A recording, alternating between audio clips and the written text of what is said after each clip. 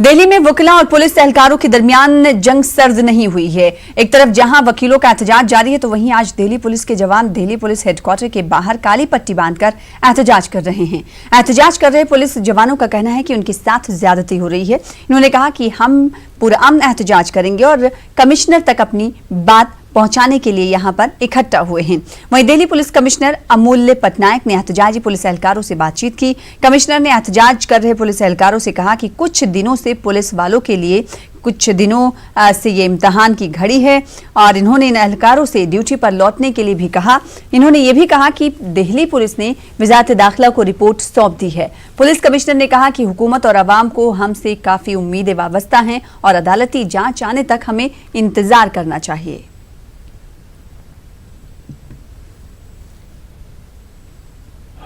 अभी पिछले कुछ दिनों में दिल्ली पुलिस के लिए एक परीक्षा की घड़ी है। वैसे दिल्ली पुलिस के लिए चुनौतियां हम हमेशा देखते आए हैं। तरह तरह के सिचुएशंस को हम हैंडल करते हैं। तो पिछले कुछ दिनों में कुछ ऐसे इंसिडेंट हुए जिसको भी अभी तक हमने अच्छी तरह से देखा हुआ है, आप लोगों ने देखा हुआ है। हमारे जो नॉर्थ डिस्ट्रिक्ट के अफसरान थे उन्होंने ठीक से उसको संभाला था। सिचुएशन जैसे उस दिन था उसके हिसाब से अगर देखें तो काफी सुधर रहा है।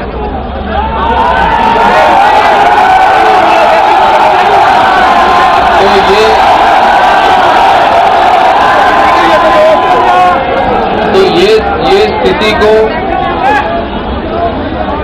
हम परीक्षा की तरह माने और हम पे जो जिम्मेदारी दी गई है कि कानून को हम संभालें और कानून के रखवाले की तरह हम बर्ताव करें, उसको थोड़ा सा आप ध्यान में रखें। मुझे पूरी उम्मीद है कि हम इस स्थिति को सही तरीके से हम निपटाएंगे। परीक्षा के साथ साथ मैं ये बोलना चाहूंगा कि ये हमारे लिए अपेक्षा की भी घड़ी है। सरकार की तरफ से, जनता की तरफ से हमसे काफी उम्मीदें रखी जाती हैं। उधर 2 नवंबर को 30 हजारी कोर्ट में वकीलों और पुलिस के बीच हुई झड़प के मामले पर दिल्ली पुलिस ने अपनी रिपोर्ट भी वजारत दाखिला को सौंप दी। इस हवाले से तफसीलात आपको बताएंगे, लेकिन इस वक्त हमारे साथ हमारे नुमाइंदे शंकर आनंद दिल्ली से लगातार जुड़ रहे हैं। पुलिस एहलकार लगातार एहतजाज कर रहे हैं। अब पुलिस कमिश्नर की जानिब से उनसे बातचीत की गई। क्या इस बातचीत के बाद उन पर कुछ असर दिखाई दे रहा है नहीं? हमारे साथ हमारे नुमाइंदे शंकर आनंद जुड़े। शंकर आनंद, हमने देखा कि कुछ देर पहले पुलिस कमिश्नर ने उनसे बातचीत की एहतजाजी पुलिस एहलकारों से। क्या उस बातचीत का कोई असर दिखाई दे रहा है?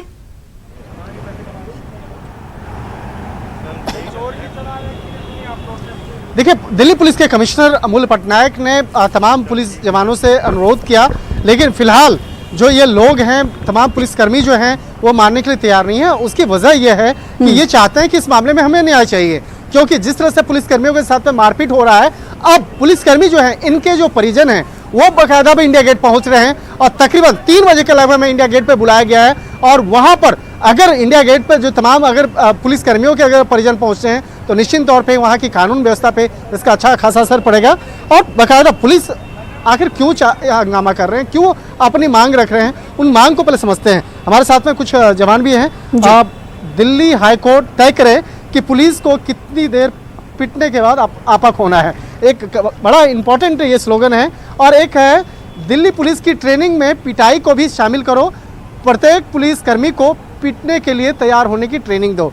तो एक अजीब सा एक स्लोगन है, लेकिन ये हालात हैं अभी दिल्ली पुलिस का। जो राह चलते अचानक कोई वकील आता है, इनके साथ में मारपीट कर देता है, तो इसलिए ये दर्द है और ये दर्द अपनी बता रहे हैं। आप लोग की क्या मांग है? सर, हमारी मांगे ये हैं कि एक तो निष्पक्ष जांच हो, एक तरफा ना बात सुनी जाए। आपके पास सारे वीडियो प्रूफ हैं, सब कुछ इलेक्ट्रॉनिक प्रूफ आपके पास सब कुछ है। जो चोर होता है वो ही छुपाता है। शालीन, इनसे ये पूछिए कि पुलिस कमिश्नर की तरफ से कहा गया है कि हमें इंतजार करना चाहिए, जुडिशियल इंक्वायरी के लिए टीम गठित की गई है और जुडिशियल इंक्वायरी की रिपोर्ट आने तक हमें इंतजार करना चाहिए। क्या इस पर ये इत्तेफाक नहीं रखते? उनको गालियां दी गई हैं, उस चीज़ के बिल्कुल हम बिल्कुल विरोध करते हैं, उस चीज़ का बिल्कुल भर्त्सना करते हैं, निंदा करते हैं। यह बड़ा ही दुखद है जिस तरीके के हालात यहाँ क्रिएट किए जा रहे हैं। दूसरा ये है सर, एक तरीके की इमरजेंसी सिचुएशन क्रिएट हो चुकी है। अब ये चीज़ सोचने वाली है, ये हमारे प्रशासन को भी सोचनी चाहिए, बड़े आला अधिकारियों को भी सोचनी चाहिए, और ये भारत सरकार को भी सोचनी चाहिए। क्या देश के अंदर कानून का राज होगा या अराजकता फैलाने वाले तत्वों का राज होगा? क्या वो इस तरीके के लगातार इसको करते रहेंगे? कानून सर्वोपरि है, संविधान सबसे ऊपर है या उनका अगर है? संविधान की बात करें, केजरीवाल जी पुलिस का भी इलाज करवा दो, क्यों? ये क्या है? ये सर इसलिए है, माननीय मुख्यमंत्री जी जो सिर्फ वकीलों का पक्ष लिया है, उन्होंने वकीलों का ही हालचाल जाना है, उनके लिए ही मुआवजे की घोषणा की है। हमारे पुलिसकर्मी भी घायल हुए हैं, उनके भी हाथ टूटे हुए हैं, उनका भी परिवार है, वो भी इंसान है। उनका आज तक किसी ने जाके ये नहीं पूछा उनको कितनी चोट लगी है, उनको मरहम नहीं करवाई है, कोई पट्टी, कोई इलाज नहीं करवाया है। मुआवजा तो बाद की बात है।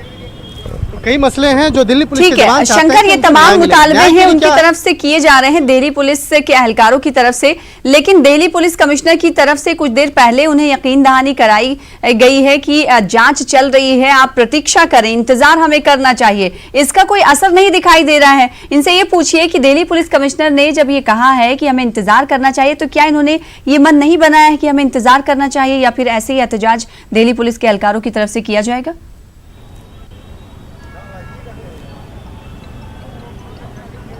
देखिए, इस मामले पे भी कई ऐसे पुलिस अधिकारियों से हमारी बातचीत हुई जो आज सिविल ड्रेस में बाकायदा आज प्रदर्शन कर रहे हैं। उनका कहना था कि जब ये मामला कोर्ट पहुंचा, कोर्ट में भी उनको पूर्ण तौर पे यहाँ पे न्याय नहीं मिला है, क्योंकि बाकायदा इस मामले में साफ तौर पे वीडियो एविडेंस वहाँ पे दिख रहे हैं कि कुछ वकीलों के द्वारा कोर्ट में आगजनी की जाती है, लेकिन उनके खिलाफ कोई कुछ नहीं हुआ। देखा जा रहा है कि कोर्ट परिसर के अंदर में वहाँ पर जिस तरीके से मारपीट की गई, उनके खिलाफ कुछ नहीं हुआ। तो इन पुलिस कर्मियों का कहना है कि बाकायदा पुलिस कर्मियों को ही सस्पेंड किया गया, आखिर क्यों? आखिर पुलिस अधिकारी जो वरिष्ठ पुलिस अधिकारी थे उनका ट्रांसफर कर दिया गया, आखिर क्यों? तो ये चाहते हैं कि पिछले कल भी बाकायदा जब ये मामला कोर्ट में है, तो उसके बाद कल जिस तरह से कुछ पुलिस कर्मियों के साथ में सरेआम राह पे उसके साथ बदसलूकी की गई, मारपीट किया गया, उसके साथ गाली गलौज किया गया, लिहाजा इसी बात को ध्यान में रखते हुए यहाँ पे प्रदर्शन करने आ रहे हैं। क्या आपको लगता है कि जब आपके परिजन जब आप इंडिया गेट पे पहुँचेंगे, तमाम औरत बच्चे बुजुर्ग वहाँ पे इकट्ठा हो रहे हैं, तो क्या जो कानून व्यवस्था पे इसका असर पड़ेगा? देखिए सर, देखो कानून व्यवस्था की अगर आप बात करते हैं तो हम लोग जो यहाँ पे आए ना, हम बिल्कुल शांतिप्रिय ढंग से अपना तरीके से आए, और हम क्योंकि वेल ट्रेंड लोग हैं, हमें इस चीज़ का पूरा आभास है कि किसी को समस्या ना हो। ऐसे ही हमारे फैमिली मेम्बर भी हमारे साथ रह के पूरे आधे पुलिस वाले हो जाते हैं।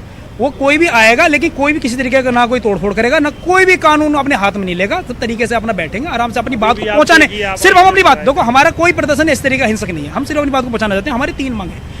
हमारी सबसे पहली मांग ये है कि एक तो निष्पक्ष जांच हो जाए, दूसरी है कि जो हमारे पुलिसकर्मी जो हैं, निष्पक्ष जांच होने के बाद अगर उनका दोष निकल तो ही तो सस्पेंड करोगे आप, पहले आपने उनको सस्पेंड कर दिया।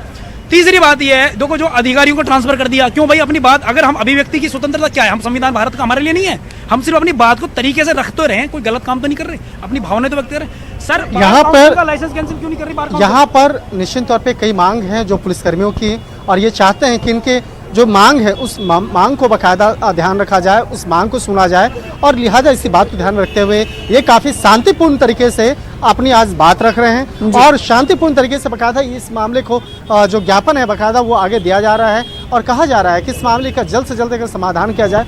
और अगर अब दूसरे पहलू का अगर देखा जाए तो निश्चित तौर पे अगर इन मसलों का जल्द से जल्द समाधान नहीं होता है तो निश्चित तौर पे दिल्ली के कानून व्यवस्था पे इसका अच्छा खासा असर देखने को मिल सकता है। जी, जाहिर सी बात है शंकर, आज ये तमाम पुलिसकर्मी एहतजाज कर रहे हैं, हालांकि पुरअमन एहतजाज है। क्या पुलिसकर्मियों की तरफ से कहा जा रहा है कि उनकी मांगे नहीं अगर पूरी हुई तो वो एहतजाज को मजीद एक्सटेंड करेंगे, बढ़ाएंगे?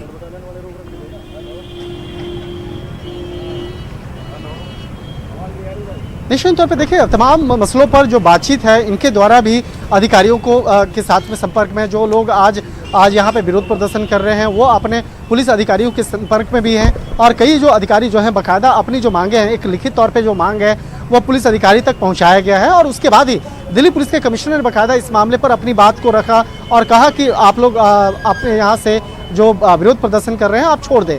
लेकिन इन लोगों की मांग है कि आखिर कब तक, क्योंकि जिस तरह से पहले भी इनका कहना था कि हमने कोई यहाँ दंगा नहीं किया, हमने किसी गलत तरीके से कुछ नहीं किया, लेकिन जिस तरीके से अब बदसलूकी हो रही है उनके साथ में और उनके जो वर्दी है, वर्दी पे हाथ लगाया जा रहा है, उनके वर्दी को यहाँ पर जिस तरह से बकायदा एक तरह से कहीं न कहीं उसकी हमला किया जा रहा है, तो पुलिस एहलकारों को यही कहना है कि उन पर नहीं है, उनकी वर्दी पर हमला है, इसीलिए हमें इंसाफ चाहिए। बेहद शुक्रिया शंकर आनंद हमारे साथ जुड़ने के लिए, तफसील से बातचीत करने के लिए। उधर 2 नवंबर को 30 हजारी कोर्ट में वकीलों और पुलिस के बीच हुई मारपीट के मामले पर दिल्ली पुलिस ने अपनी रिपोर्ट वजारत दाखिला को सौंप दी है। रिपोर्ट 3 सफ़ात पर मुश्तमिल है।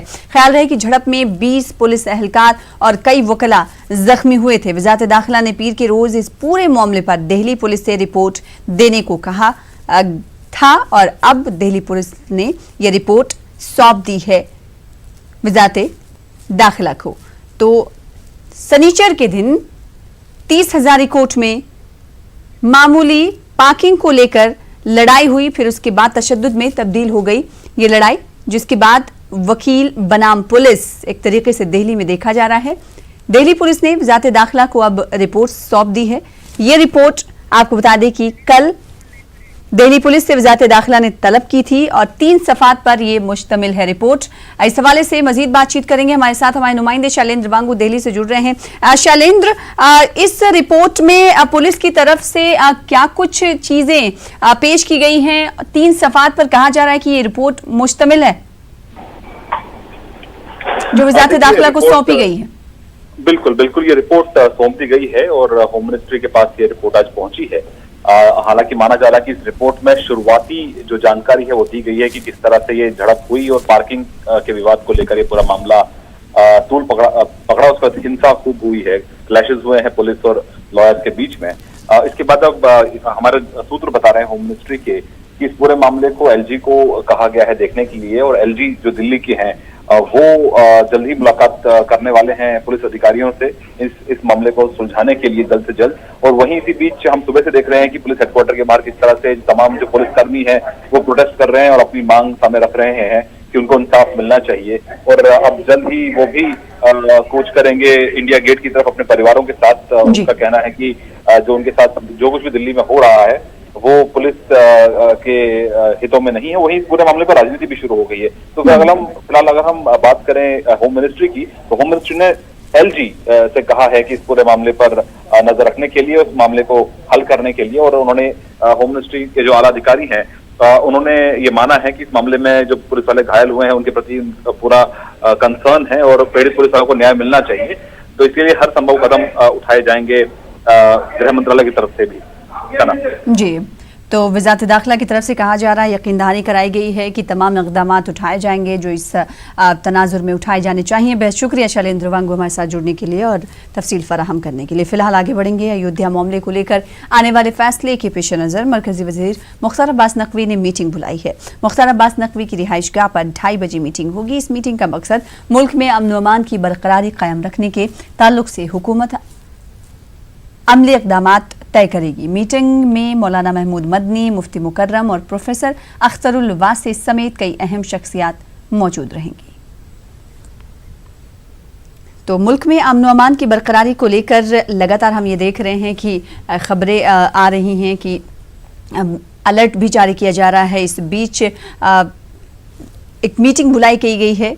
ये मीटिंग मुख्तार अब्बास नकवी की जानिब से बुलाई गई है। मुख्तार अब्बास नकवी की रिहाइश गाह पर यह मीटिंग बुलाई गई है जिसमें मुल्क के बड़े मजहबी रहनुमा शिरकत करेंगे। और आपको बता दें कि इस मीटिंग का एजेंडा क्या है। इस मीटिंग का अहम मकसद ये है कि जिस तरीके से अयोध्या मामले को लेकर फैसला आने वाला है उससे पहले ये मीटिंग बुलाई गई है और मुल्क में अमन व अमान कायम रखने के लिए ये मीटिंग काफ़ी अहम मानी जा रही है। हमारे साथ हमारे नुमाइंदे खुर्रम शहजाद जुड़ रहे हैं दिल्ली से। खुर्रम शहजाद, की मीटिंग कब से शुरू होगी और इस मीटिंग में कौन कौन सी ऐसी शख्सियात हैं, जैसे कि मौलाना महमूद मदनी है, मुफ्ती मुकर्रम है, इसके अलावा कौन कौन सी ऐसी शख्सियात है जो शामिल होने वाली है? देखिए,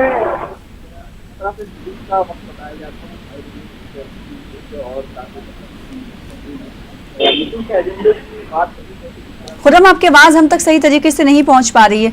एक बार फिर से आपसे जुड़ने की कोशिश करेंगे।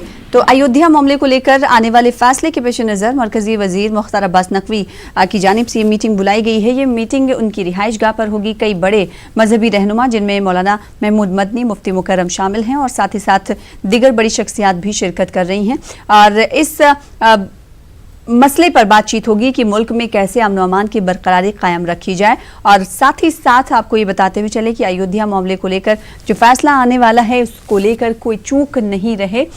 तमाम तरह की इंतजामिया भी इकदाम उठा रही है। तो वहीं मरकजी वजीर मुख्तार अब्बास नकवी की तरफ से भी ये मीटिंग बुलाई गई है। एक बार फिर से रुख कर लेते हैं अपने नुमाइंदे खुर्रम शहजाद का। खुर्रम, बताइए ये मीटिंग कब से शुरू होगी और इस मीटिंग का मकसद तो हमें पता है, लेकिन इस मीटिंग में कौन कौन सी ऐसी बड़ी शख्सियात शामिल होने वाली? देखिए, इस तरह की हमारे पास इत्तलात है मौलाना का नाम है। उससे पहले जामिया में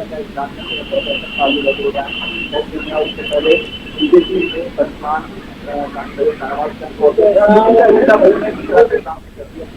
है और जो फैसला आने वाला है उसकी जारी के 15 तारीख से पहले फैसला आ जाएगा। तो किस तरह से मुल्क में अमन अमान बनाकर रखा जाए, इससे पहले हमने देखा था एक मीटिंग से पहले भी मरकजी वजीर पास नकवी ने RSS के लोगों के साथ और कुछ जो करीब हैं लोग, वो इनसे पहले और बातचीत हुई थी। अब ये दोबारा से मीटिंग हो रही है और देखा जाए तो इसमें नज़ीर हामिद का नाम भी है। इसमें हालांकि उससे पहले भी 2 दिन पहले ही है, उसमें भी बात की है।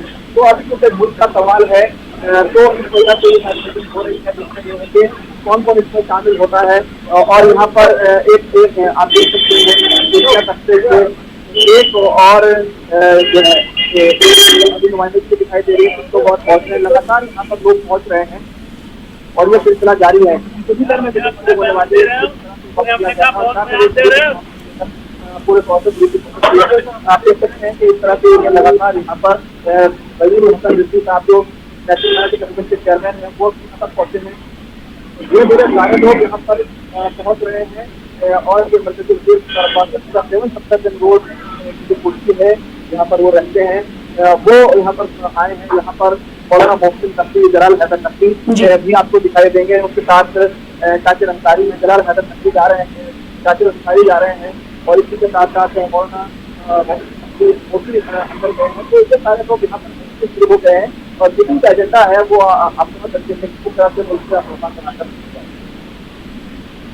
तो इस मीटिंग में शिरकत करने के लिए लोग जो हैं पहुंच रहे हैं। खुर्रम शहजाद ये बता रहे हैं, हालांकि खुर्रम शहजाद की बात तफसील से हम तक सही तरीके से नहीं पहुंच पाई, डिस्टर्बेंस थोड़ा था। बेहद शुक्रिया खुर्रम शहजाद तफसील देने के लिए। फिलहाल आगे बढ़ लेते हैं और दिल्ली से इस वक्त की बड़ी खबर आपको दे दे। शुमाली हिंद में फिजाई आलूदगी और तूफान महा से निपटने के हवाले से मीटिंग मुनक्किद की गई है। वजीर आजम नरेंद्र मोदी की सदारत में मीटिंग मुनक्किद की जा रही, सूरत हाल का जायजा लिया जा रहा है। फिजाई आलूदगी से दिल्ली NCR में संगीन सूरत हाल लगातार बनी हुई है। बहरे अरब में तूफान महा शिद्दत इख्तियार कर रहा है।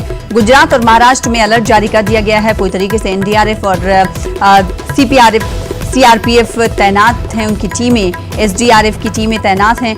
NDRF और SDRF की टीमें तैयार हैं। तो गुजरात और महाराष्ट्र में अलर्ट जारी कर दिया गया है।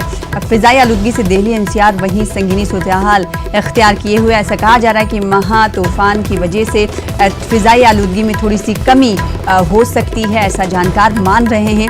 महा तूफान में हवाएं जो है 100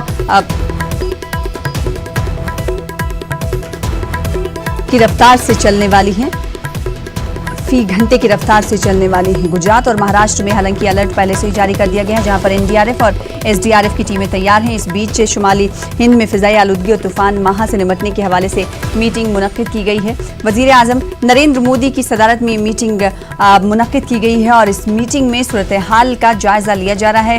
कैसे इस तूफान से निपटा जाएगा, इस मीटिंग में बातचीत हो रही है। हमारे साथ हमारे नुमाइंदे अनूप जुड़ रहे हैं दिल्ली से। अनूप, इस मीटिंग में क्या कुछ तूफान महा से निपटने के लिए सूरत हाल का जायजा लिया जा रहा है, क्या कुछ बातें निकलकर सामने आ पाई? देखिए, बता दूं कि गुजरात साइक्लोन मसले पर और जिस तरह से राष्ट्रीय राजधानी क्षेत्र में पॉल्यूशन की समस्या थी, इन दोनों मसलों पर आज प्रधानमंत्री नरेंद्र मोदी ने अपने उच्च अधिकारियों के साथ, जिसमें प्रिंसिपल सेक्रेटरी मौजूद थे, प्रिंसिपल एडवाइजर मौजूद थे, तमाम प्रधानमंत्री कार्यालय के अधिकारी मौजूद थे, उनके साथ उन्होंने बैठक की। क्योंकि पिछले 2 दिनों से खुद प्रिंसिपल सेक्रेटरी राष्ट्रीय राजधानी क्षेत्र में जो पॉल्यूशन है उसको लेकर बैठक कर रहे हैं। लगातार समीक्षा की जा रही है कि किस तरह से कदम उठाए जाने चाहिए। चूंकि गुजरात में भी साइक्लोन की स्थिति उत्पन्न हुई है, तो इस दोनों मसलों पर प्रधानमंत्री नरेंद्र मोदी ने खुद से बैठक ली और जो सूत्र बता रहे हैं कि इन सभी समस्याओं का समाधान करने के लिए लॉन्ग टर्म पॉलिसी कैसे बनाई जा सकती है, क्योंकि हम देखते हैं कि साल दर साल इस तरह की समस्या का सामना लोगों को करना पड़ता है। ऐसे में सरकार के पास क्या साधन है कि इसमें लॉन्ग टर्म पॉलिसी बनाई जाए, इसके अलावा एहतियात के तौर पर क्या क्या कदम उठाए जा सकते हैं जिससे ज्यादा किसी तरह का नुकसान का सामना ना करना पड़े। तो इन तमाम मसलों पर जिस तरह से केंद्र सरकार लगातार बैठक कर रही है, ये कहा जा सकता है कि प्रधानमंत्री नरेंद्र मोदी इस मसले पर काफी गंभीर हैं। इस पर एक तरह से कह सकते हैं कि प्रधानमंत्री नरेंद्र मोदी के ही वजह से लगातार प्रधानमंत्री कार्यालय सक्रिय है और लगातार इस मसले पर नजर बनाए हुए है कि किस तरीके से कदम उठाया जाए जिससे कोई अहित ना हो और लॉन्ग टर्म पॉलिसी बनाई जा सके। यानी महा तूफान से निपटने के लिए क्या कुछ एहतियाती तदाबीर इख्तियार किए जाने हैं, उस पर इस मीटिंग में तबादले ख्याल और गौर-व-खौज किया गया। अनूप, बताइएगा क्या ये मीटिंग खत्म हो गई? बिल्कुल, मीटिंग खत्म हो गई। देखिए, सुबह में मीटिंग हुई थी और तमाम अधिकारी इस बैठक में मौजूद थे। फीडबैक लिया गया अधिकारियों से कि किस किस तरह से हम प्रिकॉशनरी मेजर ले सकते हैं, एहतियाती कदम उठाए जा सकते हैं, क्या क्या सुविधाएं मुहैया कराई जा सकती है। जहां तक साइक्लोन का मसला है, जहां तक जो एनसीआर में पॉल्यूशन का मसला है, उस पर अब तक राज्यों ने किस तरह की कार्रवाई की है, किस तरह के कदम उठाए हैं और लॉन्ग टर्म मेजर्स हम क्या उठा सकते हैं। तमाम मसलों पर प्रधानमंत्री नरेंद्र मोदी के नेतृत्व में आज बैठक की गई है। हालांकि पिछले 2 दिनों से जो प्रिंसिपल सेक्रेटरी हैं वो लगातार बैठक कर रहे हैं, लगातार राज्यों के जो डीजीपी हैं, जो लगातार प्रधान सचिव हैं, उनके साथ उनकी बैठक चल रही है। लेकिन आज प्रधानमंत्री नरेंद्र मोदी ने खुद अपने अधिकारियों से इन सभी बातों की जानकारी ली है और सभी अधिकारियों को ये हिदायत दी है कि किसी भी तरीके से किसी तरह की कोताही न बरती जाए जिससे लोगों का अहित हो। जी, बेहद शुक्रिया अनूप हमारे साथ जुड़ने के लिए और अपडेट फराहम करने के लिए। फिलहाल आगे बढ़ेंगे। जम्मू कश्मीर में बच्चों के हुकूक की खिलाफ वर्जी के मामले में सुप्रीम कोर्ट ने नई रिपोर्ट मांगी है। ये रिपोर्ट जम्मू कश्मीर के जुवेनाइल जस्टिस पैनल से मांगी गई है। इस ताल्लुक से सुप्रीम कोर्ट ने कहा है कि पैनल ने अपने इख्तियार का इस्तेमाल नहीं किया और वक्त की किल्लत की वजह से कमेटी ने मामला की सही जाँच नहीं की। आपको बता दें कि जम्मू कश्मीर हाई कोर्ट की निगरानी में जुवेनाइल कमेटी काम कर रही है। मामले पर आइंदा समाअत 3 दिसंबर को होगी। वाज़ेह रहे कि दफा 370 की मनसूखी के बाद बच्चों को हिरासत में लिया गया था।